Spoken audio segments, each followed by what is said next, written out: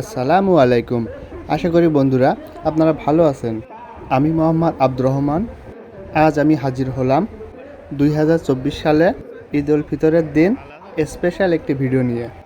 আমাদের ঈদগাহের নামাজের আগে ও পরের কিছু চিত্র আপনাদের দেখানোর চেষ্টা করছি। আর আমরা এমন একটি ঈদগাহে ঈদের নামাজ আদায় করি যেখানে আমরা ছাদের উপরে ও ছাদের নিচে ফ্যানের বাতাসে ঈদের নামাজ আদায় করতে পারি। আমার চোখে আমাদের ঈদগাহ সেরা একটি ঈদগাহ। ঈদগাহের সাথে এখানে একটি হাফিজখানা সুন্দরভাবে পরিচালনা হচ্ছে। আমাদের এই ঈদগাহটি অবস্থিত সাতক্ষীরার মাহমুদপুর বাজারে। এখন আমি আমাদের ঈদগাহের ছাদের উপরের কিছু দৃশ্য আপনাদের দেখানোর চেষ্টা করছি।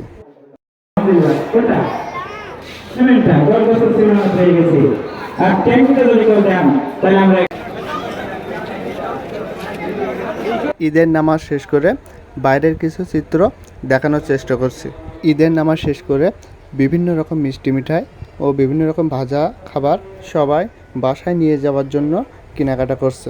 আর প্রতি ঈদে কামরুল ভাইয়ের এই বানানো খাবার না খেয়ে কেউ বাসায় যায় না।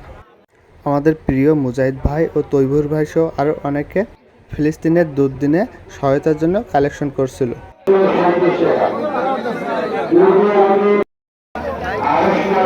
বৃদ্ধ হোক অসুস্থ হোক সবার ঈদের নামাজ পড়তে ভালো লাগে।